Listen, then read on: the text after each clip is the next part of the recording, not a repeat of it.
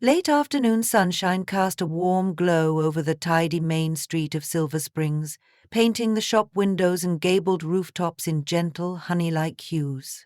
The town, with its Victorian architecture and evergreen hedges, seemed at peace.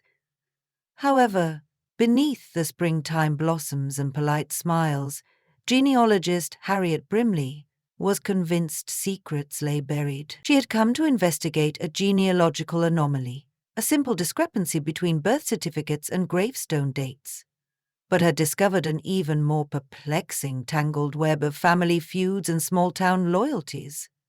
Harriet's professional responsibilities had often taken her to remote counties, rummaging through archives and old newspapers, yet something about Silver Springs, with its quiet lanes and pristine gardens, hinted that she might find more than just a neat genealogical solution. The enthusiastic greeting she'd received at the bed and breakfast, along with a few guarded looks at the local archives, only sharpened her curiosity. It all began when her biggest client in the city, a lawyer named Miles Armstrong, asked her to investigate old records to clarify a trust settlement for two families in Silver Springs. According to the documents Harriet had acquired before her trip, the Cannon family and the Rosewood family had once shared partial land ownership of a prized orchard. That orchard had changed hands over the centuries, and now a dispute threatened to turn into a courtroom battle. Harriet was to verify the original owner's lineage. It should have been straightforward. Check birth certificates, examine wills, and confirm genealogical links for Miles to use in negotiations. A small fee, a pleasant weekend, and a chance to wander around an idyllic hamlet. Harriet had approached the assignment wholeheartedly, but the moment she started, things became peculiar. The local town records, meticulously maintained by the Silver Springs Historical Society, indicated that one of the orchard's earliest owners was a Henry Cannon, recorded as born in 1843. His death, meanwhile, was listed as 1901. Evidence from official birth certificates in the county archives confirmed his date of birth, March 22, 1843. Yet Harriet couldn't reconcile these records with his gravestone in the Silver Springs Cemetery. According to the impeccably carved grey granite marker, Henry Cannon had been born in 1840, not 1843, and had died in 1908, not 1901. A difference of 7 years in his lifespan made no sense. Curiosity quickly shifted to alarm as Harriet found more oddities. Each time she cross-referenced the official certificates with the cemetery markers, random gaps emerged. Sometimes a difference of 2 years, sometimes 5, occasionally more. At first, it might have been chalked up to old tombstone repairs or the stonemason's mistakes. However, the same pattern appeared for several founding families of Silver Springs, including the Cannon, Rosewood, and even the lesser-known Beaumont families. Typical genealogical issues involved single-year errors, but not multiple, consistent discrepancies across so many graves. After 2 days ensconced in the musty archives, Harriet decided she needed fresh air. Setting aside her reading glasses, she headed for the newly renovated cemetery, its iron gate flanked by a towering oak. Afternoon light turned the headstones dappled gold.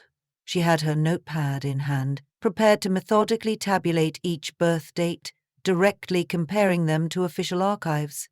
She strolled through rows of weather-beaten stones, pausing at each relevant family's plot. Approaching the Cannon family plot, Harriet knelt in front of Henry's stone. Even from here, the dates stood out clearly.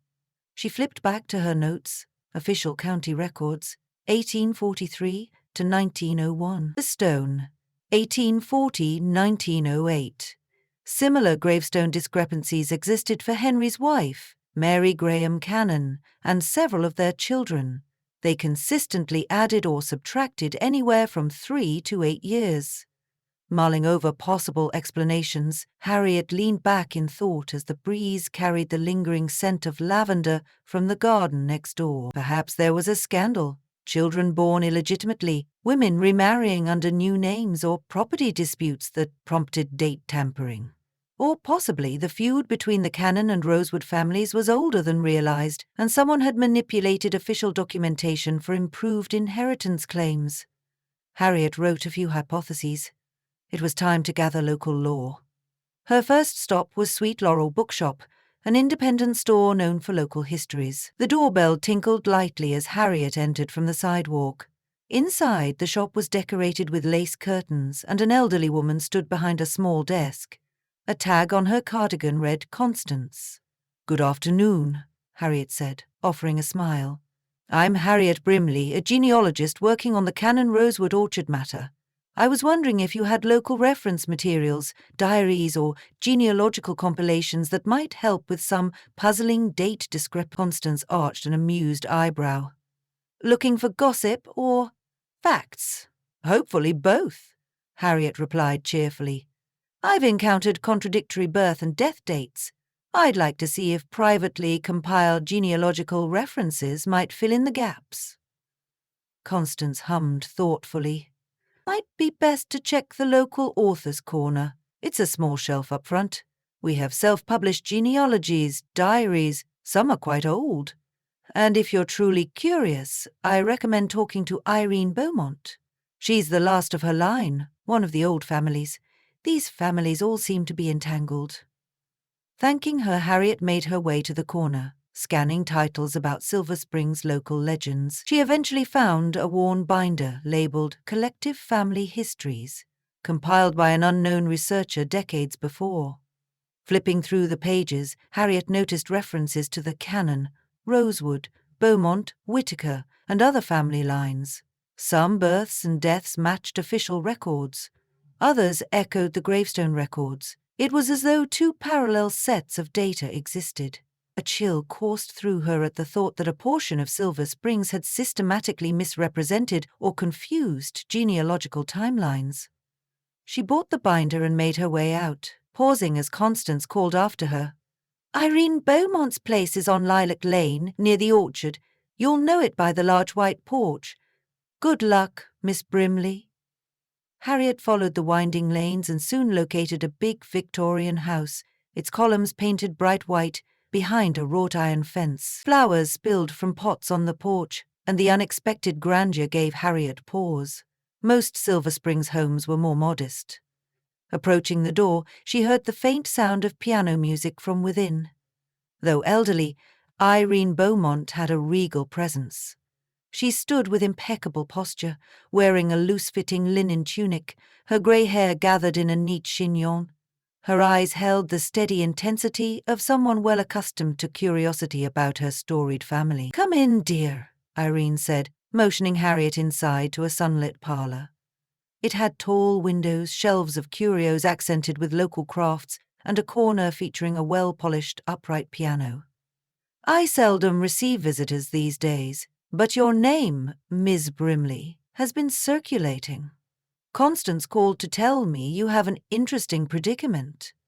Harriet smiled, inwardly noting the quick efficiency of small-town communication. "Yes, I'm investigating the orchard inheritance puzzle, but my records show conflicting birth and death dates for the Cannon and Rosewood lines, some even for the Beaumont family.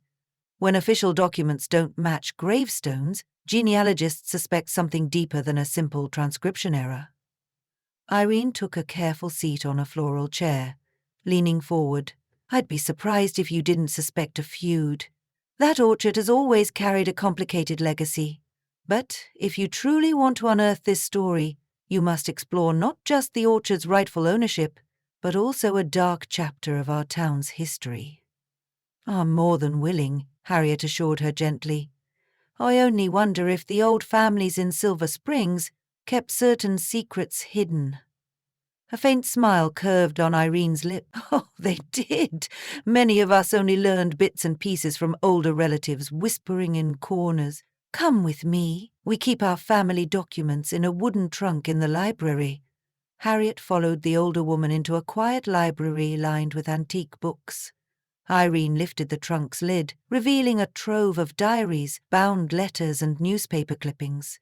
The air smelled of old parchment and forgotten memories. She extracted an ornate diary with yellowed pages. This belonged to Clarissa Beaumont, my grandmother.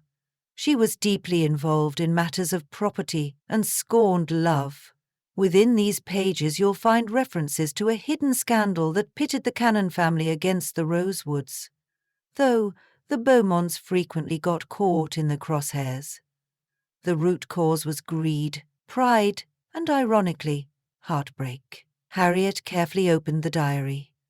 The neat script described daily life in 1885, talk of an abundant orchard harvest, local dances, and fleeting mentions of Henry Cannon's stormy temperament. Interspersed were references to Mary Graham Cannon's heartbreak, rumoured to have resulted from an illicit romance with a rosewood. Harriet's eyebrows rose at the mention of stolen birth certificates, unregistered marriages, and altered tombstones. The diary alluded to an incident in which certain families tried to obscure actual birth years so that property inheritance and reputations would remain intact. This alteration was apparently sanctioned by the patriarchs, who had significant influence over municipal record-keeping at the time. "So it wasn't just a feud," Harriet murmured, flipping pages. "It was a carefully orchestrated plan to pass property to one family line by artificially shifting who was older or younger. That can affect inheritance, especially if laws or wills stipulated the orchard must belong to the eldest living child." Irene's eyes glinted, and it made it easier to hide certain children who were born out of wedlock or to shift paternity if necessary. The families regarded appearances as crucial, so the gravestones were changed to reflect convenient timelines, while official papers were also corrected by bribed officials. But over centuries, the orchard dispute refused to die. "Now you see why we have these contradictory sets of data," Harriet read on. Clarissa's diary recounted hushed arguments about forging marriage records and rewriting birth dates, so that Mary Graham Cannon's first son, rumoured to be fathered by a rosewood, would appear legitimate. Harriet began to see the shape of an entire labyrinth of half-truths. If these illusions had persisted through generations, it would explain the persistent confusion around genealogical records and the orchard ownership. With Irene's permission, Harriet took careful notes and later that day photocopied some of the diaries at the local historical society. There she also uncovered municipal minutes from the late 1800s referencing certain necessary corrections of family data, which to Harriet's trained mind implied a hush-up. She recognized it would be delicate, but she had enough evidence to start unraveling what truly happened. Deciding she needed more context, Harriet next paid a friendly call on the caretaker of the Silver Spring Cemetery, a middle-aged man named Jordan Hill. He was found in a small tool shed near a row of marble headstones he'd been patiently cleaning. Jordan listened thoughtfully to Harriet's findings. "You want the caretaker's perspective? Most folks don't pay attention to dates they come to pay respects or place flowers, but I've always known we had mismatched dates. Some older caretaker journals mention re-engraving stones or placing new markers over older ones. Then the old ledgers and the stonemason's receipts grew suspiciously incomplete," he sighed, leaning on a rake handle. "I tried to ask around when I started here. Folks just gave me vague answers or hushed me up, explaining that it was tradition or an old mistake. After a while, I stopped prying." Now, Harriet had both a timeline of events from diaries and official records, and local testimony confirming that the families had manipulated the data for land inheritance. The orchard, originally in the Cannon name, became half-owned by the Rosewoods through that suspicious firstborn son. The Beaumont family to both lines had served as an uneasy mediator, but the feud flared periodically through the decades. That evening, Harriet retired to the parlour of her quaint bed and breakfast. Her notepad was brimming with scrawled notes, genealogical charts, and direct quotes from diaries. Precisely how to present these findings to Miles Armstrong for the legal matter was a question in itself. No doubt it could upend everything. Harriet frowned into her herbal tea, thinking that a calm resolution might be impossible. The orchard was more than just property. It was the result of generations of subterfuge, that had hardened hearts and shaped local legend. The next morning, Harriet asked around and found that the feuding family still had living descendants in Silver Springs. She met with Lucy Cannon, a quiet woman in her early 40s who worked at the post office, and Edward Rosewood, an affable retiree who ran a local antique shop. She suspected neither truly knew the extent of their shared family story.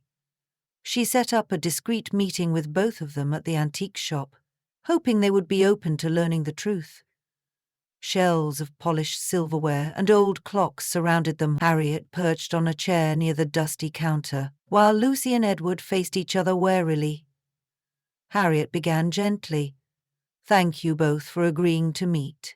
I realize your families share a complicated history involving the orchard. I've been researching genealogical records and discovered serious inconsistencies, both official and on gravestones." Edward fiddled with a pocket watch chain. "My father and grandfather always insisted that orchard belongs in Rosewood hands, but we never had conclusive proof except my father's version of the story." Lucy half smiled. "The Cannon side said the orchard was ours by right. My father paced the living room for hours after each legal consultation." Harriet laid out her compiled genealogical charts, particularly the line that led to Henry Cannon's firstborn. She explained how that child might have been fathered by a Rosewood but disguised as a legitimate Cannon. The orchard rightfully should have passed to him as the eldest Cannon's son, but with the father side in doubt, the Rosewoods had claims. Harriet revealed the diaries from the Beaumont family, which documented hush money paid to the county clerk to create new birth certificates. She further revealed how the families had manipulated the tombstones to reflect those alternative birth years. Lucy and Edward processed the revelations in stunned silence. Lucy finally spoke, her tone heavy. "Are we actually from the same line?" "In part, yes," Harriet answered gently. "Your great-great-grandfather and Edward's great-great-grandfather may well be one and the same man, at least biologically. The orchard was put in the Cannon name, but that child was sired by a Rosewood. It seems both families are intimately tied to that orchard's lineage." Edward rubbed his temples. "This changes everything. All these years of bitterness. We were taught to resent the Cannons, and they were taught to resent us. Turns out we share the orchard, by blood if not by name." Lucy looked at Harriet, then at Edward. "Can we settle it now after so many years? Is there a resolution that honors both families' claims? Because that orchard is little more than symbolic nowadays. There is barely any commercial produce from it anymore. But it's about principle." "It seems you could reach a compromise," Harriet suggested. "Perhaps co-ownership or a trust for local community development. With the genealogical proof that you share an ancestor, neither side has an exclusive claim. The real question is whether you can unite to break this centuries-old feud." They looked at each other again, sadness in Edward's eyes. "I'm willing," he said quietly. "I never held personal animosity. The feud was more about loyalty to my father's passion." Lucy nodded, looking relieved. "I don't see why we can't do that. Let's put the orchard into a trust for the town, in memory of what we've lost in conflict. We can't get back the centuries of hostility, but maybe we can build something new." Their handshake was a quiet but momentous gesture. The following day, Harriet's plan was for Lucy and Edward to meet in private with Miles Armstrong to propose an arrangement. A community orchard trust. Harriet had uncovered the truth behind the orchard's genealogical puzzle, but one lingering question remained in her mind. Who else in town knew, and why had no one dared to set the record straight for so long? As Harriet strolled through Silver Springs with her notepad clutched beneath her elbow, she realized the entire town would soon buzz with news. Some might resent the exposure of scandal, while others would be relieved to see the feud end. Stopping briefly at the Historical Society, Harriet decided to share one final courtesy, showing her documented evidence to Constance at the bookshop, and letting her know that an official statement might come out in the local paper. When Harriet arrived, Constance was already finishing up for the day, placing laminated historical articles on a display stand. Harriet recounted the newfound details and the final handshake between Lucy Cannon and Edward Rosewood. Constance's eyes lit with a satisfaction that bordered on triumph. The orchard property belongs to the entire town now, in a sense. How lovely! You know, Miss Brimley, people here might whisper, but I think deep down they'll appreciate the resolution. This feud was exhausting to say the least, and folks love a good genealogical revelation. It's a weight off my shoulders, that's certain, Harriet said, and hopefully it fosters some healing. Now, if only the gravestones and official documents can be updated appropriately, at least future genealogists won't be mystified. Constance looked thoughtful. One word of caution. Some families might resist changing the tombstones. We might keep them as they are for historical significance, but perhaps official town records can note the corrected dates. The truth will be out there, which matters most. On Harriet's final evening before returning to the city, she was invited to a gathering at the orchard, an impromptu potluck to celebrate the forthcoming settlement. The orchard's apple trees stood in neat rows, their blossoms a fragrant canopy in the golden twilight. A narrow dirt path flanked by wild shrubs led to a clearing where wooden tables were set. Lucy Cannon prepared sweet cider, Edward Rosewood manned a grill, offering comedic commentary on the orchard's secret sauce, and townsfolk carried baskets of bread and pies. Irene Beaumont sat close to Harriet, an appreciative look in her eyes. You brought to light everything my grandmother so carefully documented. You realize you've changed the course of our town, yes? Harriet ducked her head modestly. I hope only for the better. Genealogy is about understanding where we come from, so we can go forward with more honesty. Irene nodded, sipping from her mug of cider. As Clarissa wrote in her diary, secrets keep us from each other, but truth sets us free. May that ring true. Night began to settle and light strung between trees cast a warm glow on the orchard. Children ran among the tables, giggling as they played tag by the trunk of an old apple tree, rumoured to be a direct descendant of the orchard's original planting. The hush of feuding was replaced by gentle laughter, the soft bustle of conversation, and the faint hum of hope for a new era of cooperation.